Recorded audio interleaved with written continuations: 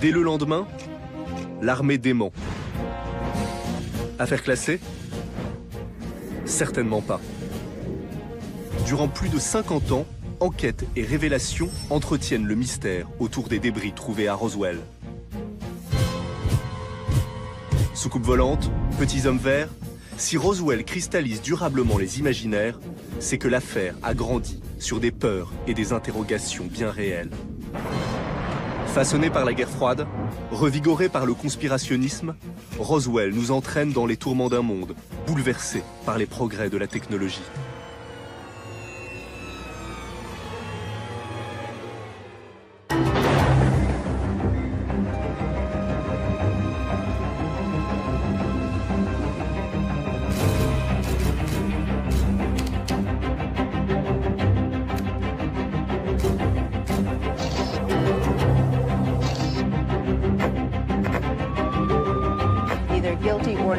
Carrière de gangster. 10 jours après la découverte du corps du Tigré provoqué ce nouveau un véritable séisme en Belgique.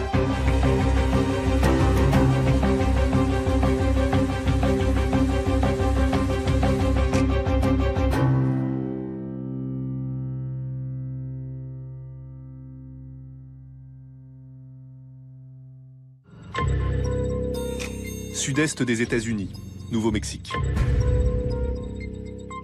En cet été 1947, alors qu'il parcourt son ranch, un cow-boy du nom de Mac Brazel fait une étonnante découverte. D'étranges débris sont disséminés sur ces terres. Mac Brazel se rend à Roswell pour raconter son histoire au shérif. La région est truffée de bases militaires. Le shérif décide de prévenir la base aérienne voisine. L'armée envoie ses hommes collecter les débris.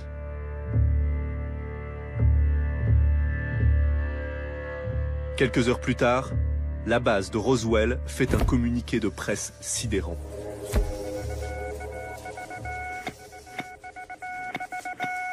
The Army Air Forces has announced that a flying disc has been found and is now in the possession of the Army. D'abord relayée par le journal local, la nouvelle est rapidement reprise par la presse nationale. Si le sujet passionne le public, c'est qu'en cet été 1947, de nombreux Américains affirment avoir aperçu dans le ciel d'étranges objets. Mais à Roswell, on aurait capturé l'un d'entre eux. Army officers say the missile found sometime last week has been inspected at Roswell, New Mexico. L'information commence à être diffusée à la radio et très rapidement, d'autres personnes vont dire « mais moi aussi j'ai vu des choses bizarres ». Quasiment tous les journaux des États-Unis consacrent un article, parfois en une, parfois des manchettes, à ces objets qui ont été vus. Alors on ne les appelle pas tout de suite soucoupes volantes. Le terme de soucoupe volante apparaît précisément à ce moment-là. Il est dû à un pilote de ligne, Kenneth Arnold. L'aviateur affirme avoir vu 9 objets inconnus se déplaçant à une vitesse prodigieuse. Il les a dessinés. Ce qui l'intrigue, c'est la forme des objets. Ils sont plats, arrondis à l'avant et triangulaires à l'arrière. Ce n'est pas des soucoupes. Mais ils se déplacent comme des galets qui ricochent sur l'eau. Et c'est là que l'expression flying saucer, flying disc, soucoupe volante, a été inventée par la presse pour qualifier des phénomènes qui étaient vus dans le ciel par un tas de témoins. CBS reports UFO. Friend, foe or fantasy. La toute nouvelle télévision s'empare elle aussi du phénomène. Elle offre une tribune à ses apôtres d'un monde extraterrestre. You just fall across the road and hover over there a minute and then drop to the ground? Apparently it was an object. I don't know exactly what it was. It was a bright blue object. Lorsque l'affaire de Roswell éclate, plus de 850 à 900 observations d'OVNI sont signalées. La presse va monter en épingle cette idée de soucoupe volante. Donc ça, c'est le premier moment Roswell, la rumeur qu'il existerait des objets qui se promèneraient dans le ciel américain. Cette rumeur inquiète l'état-major américain. L'affaire remonte en haut lieu. Les précieux débris de Roswell sont envoyés par avion à une base militaire du Texas. Là, ils sont examinés par des experts spécialisés dans les opérations secrètes. C'est important de se souvenir qu'à l'époque, beaucoup d'observations d'OVNI étaient probablement dues aux essais de nouveaux avions.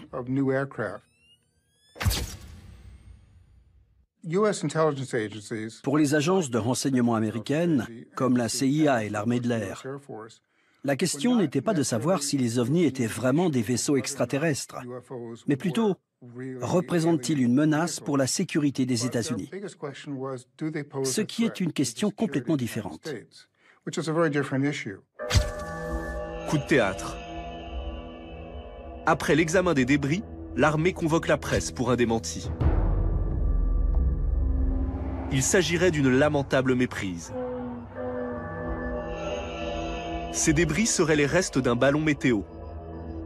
L'affaire se dégonfle. Mais 30 ans plus tard, Roswell va pourtant connaître une seconde jeunesse. Depuis ce fameux été 1947, l'intérêt des Américains pour les soucoupes volantes n'a cessé de grandir. Des associations de scientifiques et d'enquêteurs privés ont vu le jour. On les appelle les ufologues. The believer is someone who accepts the idea that there are real UFOs and directs his attention to the question, why are they here? What are they doing? What do they want from us? What are their motivations? Au fil de leur publication, ils mènent l'enquête. Que sont donc ces fameuses soucoupes? Et surtout, sont-elles d'origine extraterrestre? 1980. Un livre exhume l'affaire Roswell. Il dévoile l'enquête réalisée par deux ufologues, William Moore et Stanton Friedman. Cette histoire était totalement inconnue, les gens l'avaient oubliée, et elle va émerger à ce moment-là. William Moore et Stanton Friedman vont enquêter, donc vont trouver d'autres témoins directs ou indirects, souvent des enfants de militaires de l'époque qui disent « oui, mon père m'a raconté que ceci, cela ».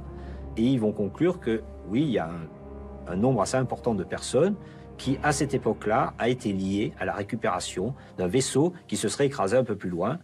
We've done hundreds, maybe perhaps thousands of hours of research in the National Archives, presidential libraries, the Archives of Canada, and on and on. Le scoop de leur enquête, c'est la rencontre avec Jesse Marcel. C'est l'un des militaires envoyés par l'armée pour récupérer les débris. Et ce qu'il leur a raconté est à peine croyable.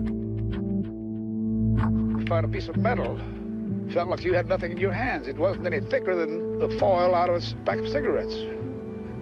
You couldn't even bend it. You couldn't bend it. Even with a sledgehammer would bounce off it. It was not anything from this earth that I'm quite sure of. Ce témoignage de première main replace Roswell au cœur du débat sur l'existence des extraterrestres. Mais l'enquête des ufologues ne s'arrête pas là. We had a lot of stories that we tracked down to some extent about bodies being found, involving a civil engineer working for the state there, and about people in the area seeing the bodies and then being told to shut up.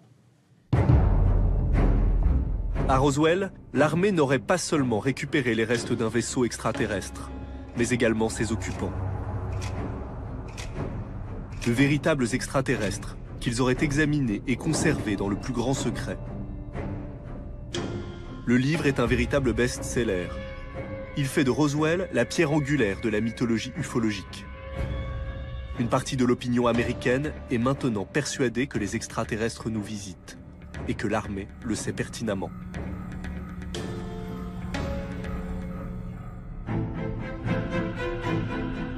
Si cette croyance a pu éclore dans de telles proportions, c'est que les États-Unis lui offraient alors un terreau fertile.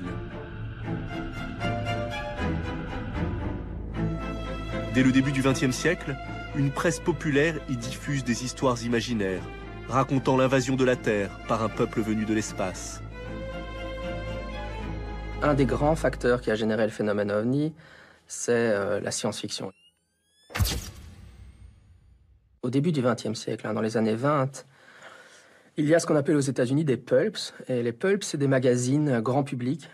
Et ces pulps présentent les aventures des aventures de science-fiction. Et si on regarde ces aventures et qu'on les analyse en détail, on se rend compte qu'ils présentent déjà tous les éléments qu'on va trouver ultérieurement dans le phénomène OVNI. Et donc c'est assez impressionnant. Donc, on appelle ça l'antériorité de la science-fiction sur le phénomène OVNI. Et il y a plein d'illustrations dans les pulps américains notamment qui montrent des soucoupes volantes parfaites, il ne manque pas un boulon, avant 1947.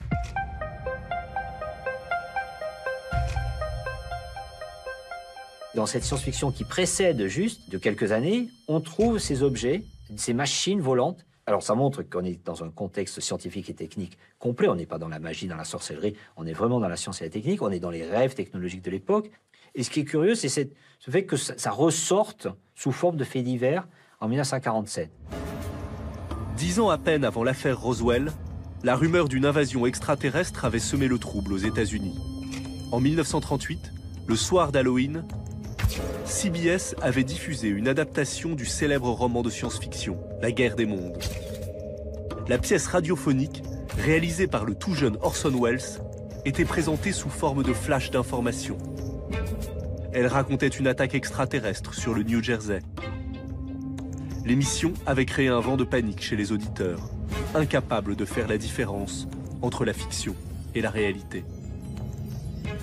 Quand Orson Welles avait diffusé son émission radio en annonçant que les Martiens attaquaient la Terre, il y avait eu des réactions dans la région où était supposée se dérouler l'attaque. Il y avait eu les gens avaient eu peur, etc. Donc on savait que c'était déjà un antécédent, qu'il pouvait y avoir des réactions sociologiques fort intéressantes par rapport à cette idée d'envahisseur extraterrestre. We're deeply shocked and deeply regretful about the results of last night's broadcast. Radio is new and we are learning about the effect it has on people. Cette histoire est une espèce de répétition de cette idée que le public est prêt à croire à peu près n'importe quoi, est prêt à paniquer et à croire aux martiens et à tout un tas de choses qui remplissent les revues de science-fiction à la même époque. Et cette histoire va être réutilisée pendant l'été 47. Quand l'affaire des soucoupes volantes émerge, on va faire référence à Orson Welles, on va même aller l'interroger pour lui demander ce qu'il pense de ces soucoupes volantes, parce que certains font le lien en disant on a à nouveau une espèce de, pas de panique là, mais d'espèce d'inquiétude générale sur des choses qui passent dans le ciel. En 1947, cette inquiétude générale est d'autant plus forte qu'elle rencontre la crainte d'un ennemi bien réel, l'URSS. Aux États-Unis, le climat de peur qui s'installe est propice à tous les fantasmes.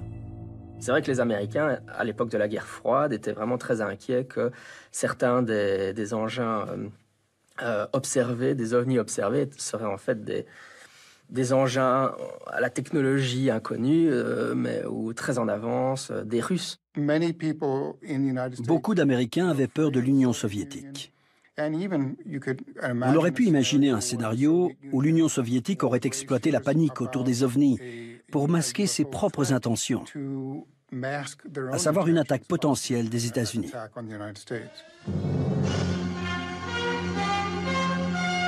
Out of its hangar at Burbank, California, comes a genuine flying saucer. The plane certainly presents quite a new silhouette. Its long-range radar vision will be used for giving early warning of enemy attack to ships of the United States fleet.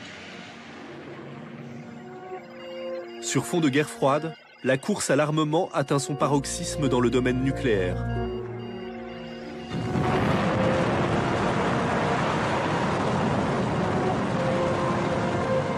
Avec le perfectionnement des bombes atomiques, le spectre de la fin du monde plane sur les États-Unis.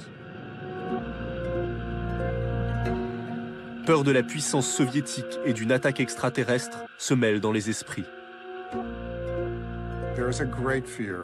Il y avait une grande peur du communisme, ce qui a fortement contribué à une peur de l'inconnu et des objets volants non identifiés.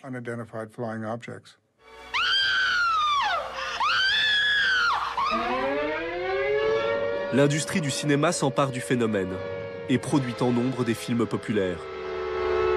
Flying saucers have invaded our planet. Washington, London, Paris, Moscow are key targets. The whole world is under attack. Dans ces histoires qui déclinent différentes versions de fin du monde, les soucoupes volantes deviennent la métaphore parfaite du péril rouge. Les années 50, c'est le cinéma de science-fiction, les grands films de série B, justement, qui sont remplis de soucoupes volantes, qui, pour beaucoup de gens, c'est un cinéma populaire qu'on ne peut pas prendre au sérieux. Si au cinéma, on s'amuse des soucoupes volantes, pour l'armée de l'air, l'alerte est à son maximum. Dans le contexte de la fin des années 1940, scruter le ciel est devenu une priorité.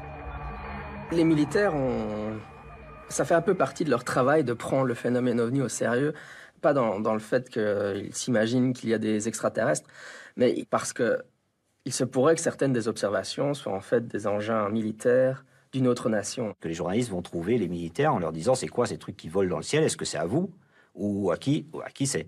C'est ainsi que dès 1947, dans le plus grand secret, l'Air Force met en place des groupes d'experts militaires chargés d'étudier le phénomène OVNI, comme le projet Blue Book. Donc en fait, les premiers à poser sérieusement l'hypothèse d'incursion extraterrestre dans notre ciel, ce sont des experts de l'armée américaine en 1948. Quand le projet Blue Book a été créé, et même une fois mis en place, il n'était pas connu du public. Ce n'était pas sa fonction. Je pense qu'il voulait surtout atténuer la peur des gens à propos des ovnis. On répondait seulement aux questions sans pour autant divulguer l'existence d'un tel projet. On répondait qu'on enquêtait très sérieusement sur les ovnis. Mais il faudra encore un ingrédient crucial pour fabriquer l'affaire Roswell. Plusieurs décennies après les événements, le silence de l'armée sur ces mystérieux ovnis va rencontrer un courant naissant aux États-Unis, le conspirationnisme. Largement alimenté par les rumeurs autour de l'assassinat de Kennedy et l'identité de son meurtrier. 10 ans plus tard, le scandale du Watergate renforce dans l'esprit des Américains l'idée que le gouvernement leur dissimule la vérité. Therefore, I shall resign the presidency effective at noon tomorrow. Les théories conspirationnistes étaient beaucoup plus répandues. Les gens étaient plus enclins à croire que le gouvernement cachait quelque chose dans ce qui aurait pu être une conspiration. Le conspirationnisme, quelque part, il remplit des fonctions sociales. Il vient rassurer une société sur ses valeurs, sur ses normes, par rapport à ce qu'il ne comprend pas. Les théories du complot, au même titre que les rumeurs, elles naissent principalement, pas que, mais principalement, dans des moments d'incertitude et d'indétermination sociale. C'est donc en pleine hystérie conspirationniste que sort le livre de Friedman et Moore. En 1980, Roswell devient un Watergate cosmique. Il y a une histoire politique américaine où le complot, la théorie du complot, est omniprésente. Et c'est aussi pour cela que l'affaire de Roswell peut démarrer en tant que mythe conspirationniste, en lien avec les théories ufologiques. Au début des années 1990, une partie des Américains sont persuadés que l'armée ne leur dit pas tout. Soutenus par la presse, ils exercent une telle pression sur le Pentagone que le gouvernement prend alors une décision inédite. La déclassification des documents secrets de l'Air Force. En 1994, un rapport d'1 millier de pages est rendu public. Lors de sa présentation à la presse, les militaires reconnaissent qu'ils ont menti dans l'affaire Roswell. We're confident once the report is out and digested by the public that this will be the final word on the Roswell incident.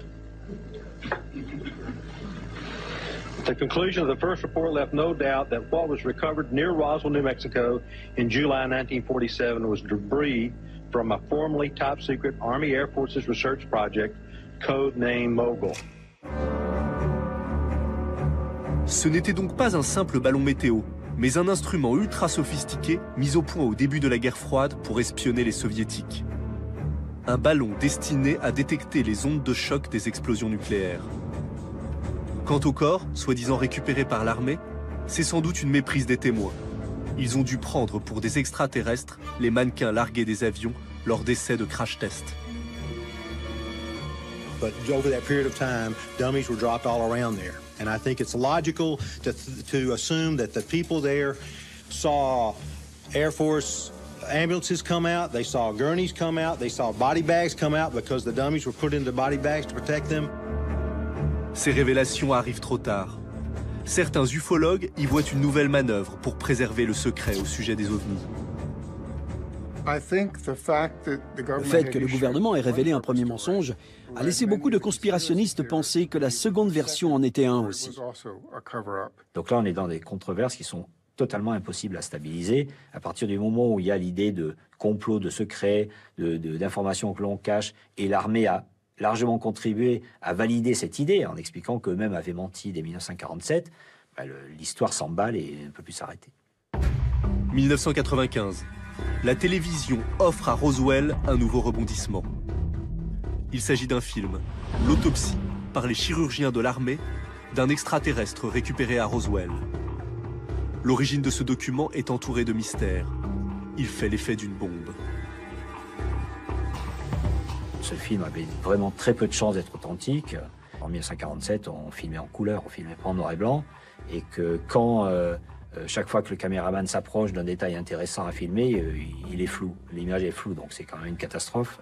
Ce type-là aurait dû être viré tout de suite. Donc imaginez que le film le plus important de l'histoire de l'humanité, quelque part, a été filmé par un amateur complet et quand même assez catastrophique. La supercherie a beau être évidente, en plein essor d'Internet, le film va susciter d'innombrables débats. La multiplication des débats, notamment autour de l'affaire de Roswell, date du milieu des années 90, c'est-à-dire au moment où Internet apparaît. Et ce qui est très intéressant, c'est que quand on fait l'historique de ces débats, on se rend compte que les ufologues ont été, et notamment les amateurs de complots, de grands complots, ont été parmi les premiers à utiliser les toutes premières formes d'Internet. C'est-à-dire qu'ils ont tout de suite compris l'intérêt qu'ils pouvaient retirer de l'usage de ces réseaux informatiques.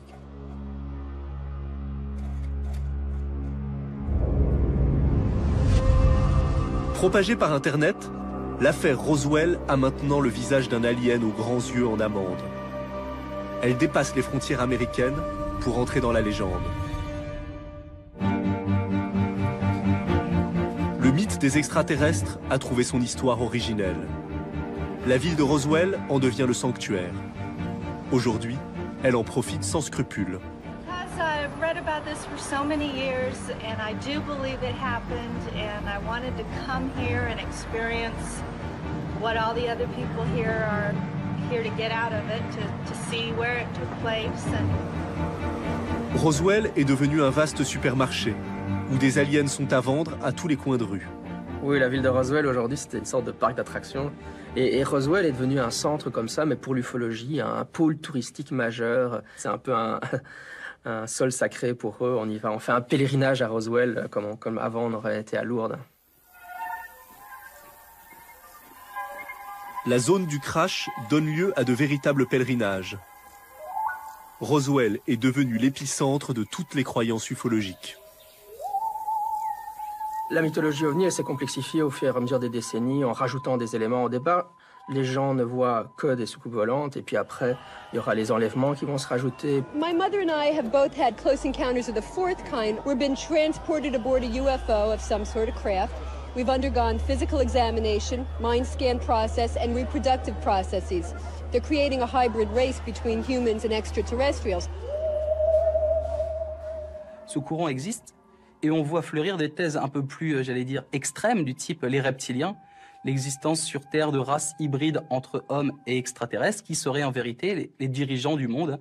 On peut citer parmi les reptiliens célèbres selon ces théories le prince Charles, la reine d'Angleterre, Nicolas Sarkozy, Barack Obama, etc., etc. Le cinéma s'est aussi inspiré des motifs développés autour de l'affaire Roswell.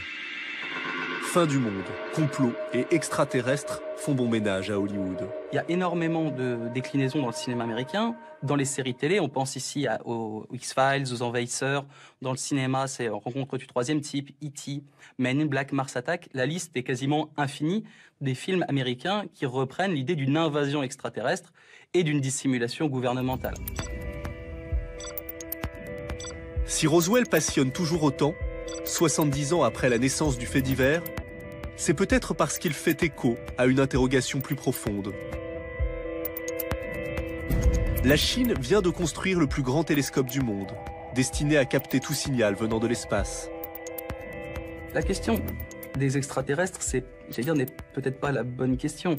La vraie question, c'est est-il possible qu'il existe d'autres formes de vie dans l'espace? Je pense que ça serait quand même, très étrange que nous soyons seuls dans l'univers.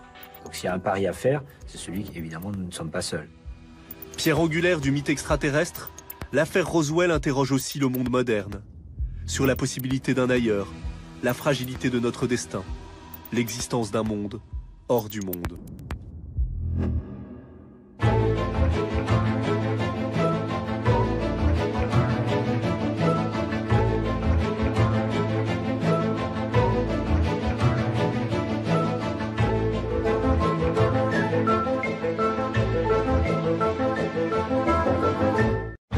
Nouveau-Mexique, 1947. En plein désert, près de la petite ville de Roswell, on aurait trouvé les débris d'un engin extraterrestre. Dès le lendemain, l'armée dément. Affaire classée? Certainement pas. Durant plus de 50 ans, enquêtes et révélations entretiennent le mystère autour des débris trouvés à Roswell. Soucoupe volante, petits hommes verts, si Roswell cristallise durablement les imaginaires, c'est que l'affaire a grandi sur des peurs et des interrogations bien réelles. Façonné par la guerre froide, revigoré par le conspirationnisme, Roswell nous entraîne dans les tourments d'un monde, bouleversé par les progrès de la technologie.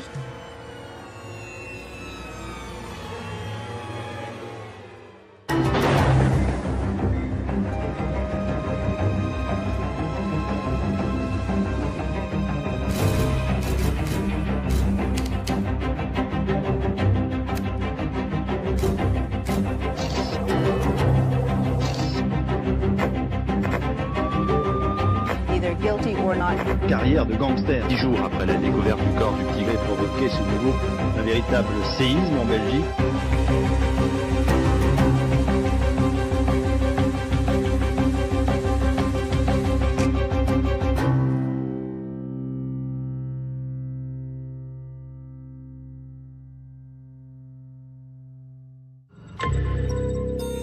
Sud-est des États-Unis, Nouveau-Mexique. En cet été 1947, alors qu'il parcourt son ranch, un cow-boy du nom de Mac Brazel fait une étonnante découverte. D'étranges débris sont disséminés sur ces terres. Mac Brazel se rend à Roswell pour raconter son histoire au shérif. La région est truffée de bases militaires. Le shérif décide de prévenir la base aérienne voisine. L'armée envoie ses hommes collecter les débris.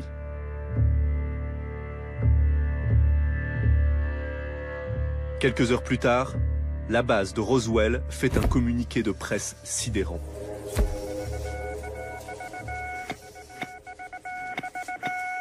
The Army Air Forces has announced that a flying disc has been found and is now in the possession of the Army. D'abord relayée par le journal local, la nouvelle est rapidement reprise par la presse nationale. Si le sujet passionne le public, c'est qu'en cet été 1947, de nombreux Américains affirment avoir aperçu dans le ciel d'étranges objets. Mais à Roswell, on aurait capturé l'un d'entre eux. Army officers say the missile found sometime last week has been inspected at Roswell, New Mexico. L'information commence à être diffusée à la radio et très rapidement, d'autres personnes vont dire « mais moi aussi j'ai vu des choses bizarres ». Quasiment tous les journaux des États-Unis consacrent un article, parfois en une, parfois des manchettes, à ces objets qui ont été vus. Alors on ne les appelle pas tout de suite soucoupes volantes. Le terme de soucoupe volante apparaît précisément à ce moment-là. Il est dû à un pilote de ligne, Kenneth Arnold. L'aviateur affirme avoir vu 9 objets inconnus se déplaçant à une vitesse prodigieuse. Il les a dessinés. Ce qui l'intrigue, c'est la forme des objets. Ils sont plats, arrondis à l'avant et triangulaires à l'arrière. Ce n'est pas des soucoupes. Mais ils se déplacent comme des galets qui ricochent sur l'eau. Et c'est là que l'expression flying saucer, flying disc, soucoupe volante, a été inventée par la presse pour qualifier des phénomènes qui étaient vus dans le ciel par un tas de témoins. CBS reports UFO. Friend, foe, or fantasy. La toute nouvelle télévision s'empare elle aussi du phénomène. Elle offre une tribune à ces apôtres d'un monde extraterrestre. to just fall across the road and hover over there a minute and then drop to the ground? Apparently it was an object. I don't know exactly what it was. It was a bright blue object. Lorsque l'affaire de Roswell éclate, plus de 850 à 900 observations d'OVNI sont signalées. La presse va monter en épingle cette idée de soucoupe volante. Donc ça, c'est le premier moment Roswell, la rumeur qu'il existerait des objets qui se promèneraient dans le ciel américain. Cette rumeur inquiète l'état-major américain. L'affaire remonte en haut lieu. Les précieux débris de Roswell sont envoyés par avion à une base militaire du Texas. Là, ils sont examinés par des experts spécialisés dans les opérations secrètes. C'est important de se souvenir qu'à l'époque, beaucoup d'observations d'OVNI étaient probablement dues aux essais de nouveaux avions.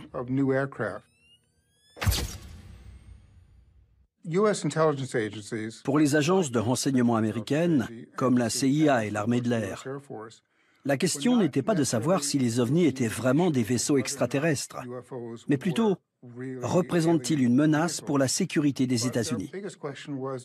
Ce qui est une question complètement différente. Coup de théâtre. Après l'examen des débris, l'armée convoque la presse pour un démenti. Il s'agirait d'une lamentable méprise. Ces débris seraient les restes d'un ballon météo. L'affaire se dégonfle. Mais 30 ans plus tard, Roswell va pourtant connaître une seconde jeunesse. Depuis ce fameux été 1947, l'intérêt des Américains pour les soucoupes volantes n'a cessé de grandir. Des associations de scientifiques et d'enquêteurs privés ont vu le jour. On les appelle les ufologues. The believer is someone who accepts the idea that there are real UFOs and directs his attention to the question, why are they here? What are they doing? What do they want from us? What are their motivations? Au fil de leur publication, ils mènent l'enquête. Que sont donc ces fameuses soucoupes? Et surtout, sont-elles d'origine extraterrestre? 1980. Un livre exhume l'affaire Roswell. Il dévoile l'enquête réalisée par deux ufologues, William Moore et Stanton Friedman. Cette histoire était totalement inconnue, les gens l'avaient oubliée, et elle va émerger à ce moment-là.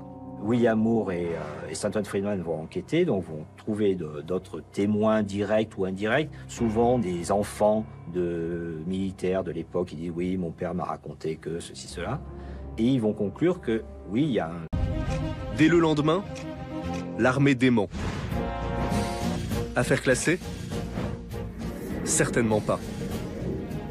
Durant plus de 50 ans, enquête et révélations entretiennent le mystère autour des débris trouvés à Roswell. Soucoupe volante, petits hommes verts, si Roswell cristallise durablement les imaginaires, c'est que l'affaire a grandi sur des peurs et des interrogations bien réelles.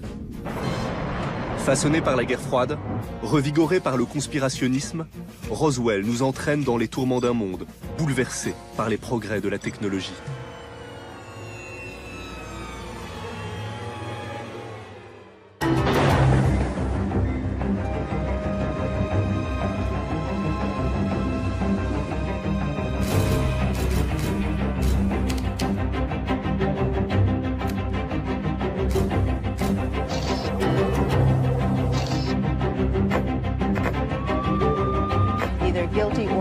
Carrière de gangster. 10 jours après la découverte du corps du Tigré provoqué ce nouveau un véritable séisme en Belgique.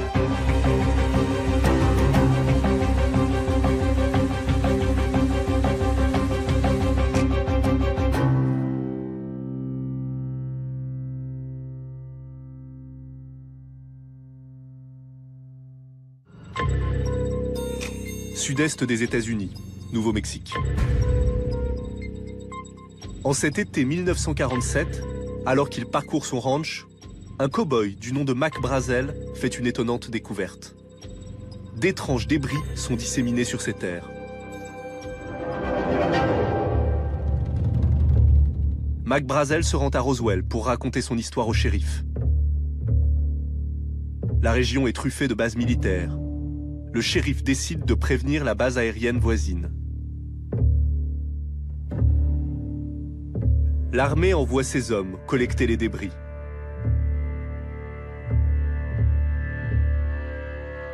Quelques heures plus tard, la base de Roswell fait un communiqué de presse sidérant.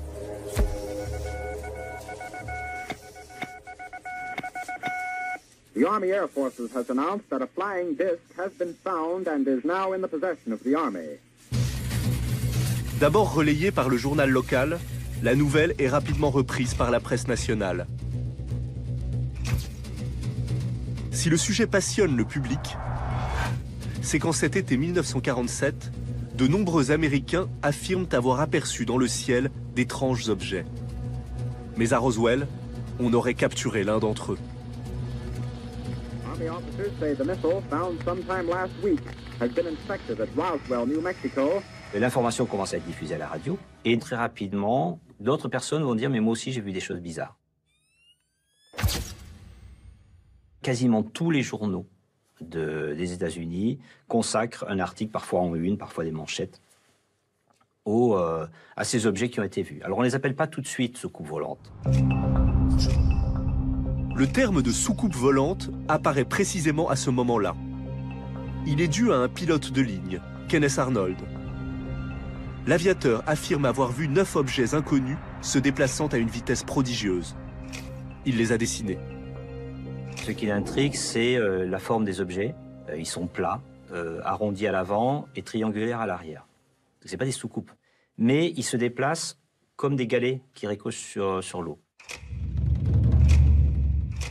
Et c'est là que l'expression flying saucer, flying disc, soucoupe volante, a été inventée par la presse pour qualifier des phénomènes qui étaient vus dans le ciel par un tas de témoins. CBS reports UFO. Friend, foe, or fantasy. La toute nouvelle télévision s'empare elle aussi du phénomène. Elle offre une tribune à ces apôtres d'un monde extraterrestre. You just fall across the road and hover over there a minute and then drop to the ground? Apparently it was an object. I don't know exactly what it was. It was a bright blue object. Lorsque l'affaire de Roswell éclate, plus de 850 à 900 observations d'OVNI sont signalées. La presse va monter en épingle cette idée de soucoupe volante. Donc ça, c'est le premier moment Roswell, la rumeur qu'il existerait des objets qui se promèneraient dans le ciel américain. Cette rumeur inquiète l'état-major américain. L'affaire remonte en haut lieu. Les précieux débris de Roswell sont envoyés par avion à une base militaire du Texas. Là, ils sont examinés par des experts spécialisés dans les opérations secrètes. C'est important de se souvenir qu'à l'époque, beaucoup d'observations d'OVNI étaient probablement dues aux essais de nouveaux avions.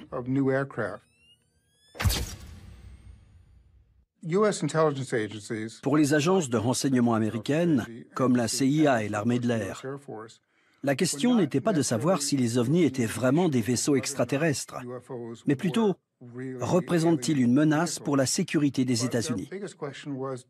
Ce qui est une question complètement différente.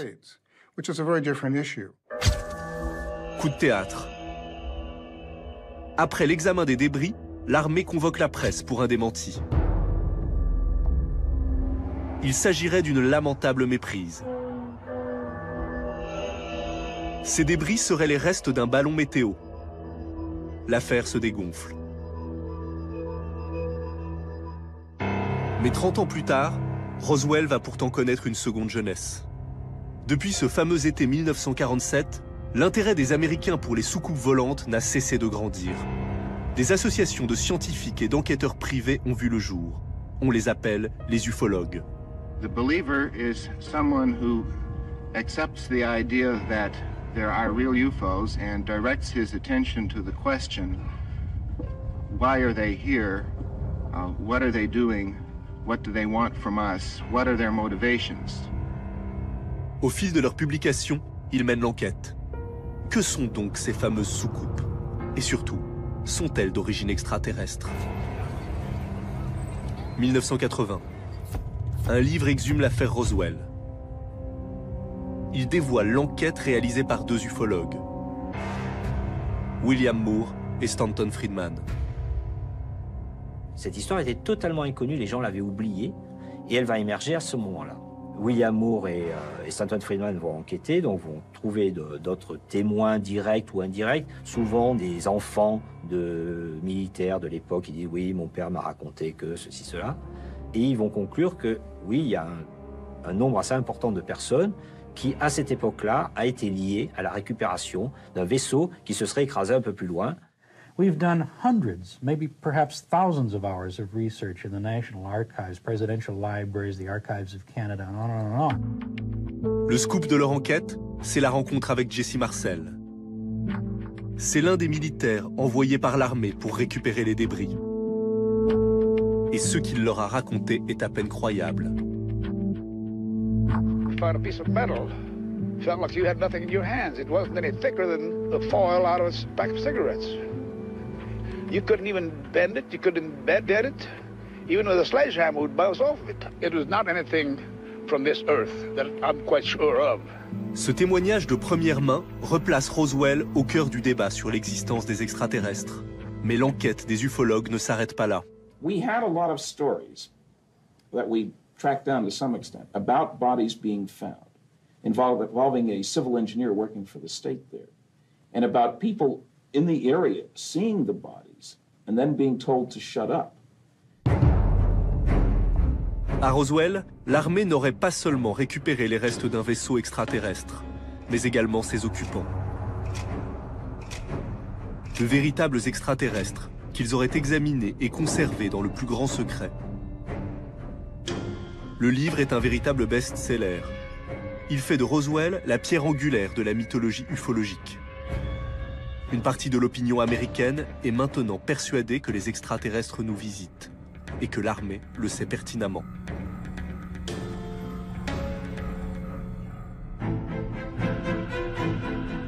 Si cette croyance a pu éclore dans de telles proportions, c'est que les États-Unis lui offraient alors un terreau fertile.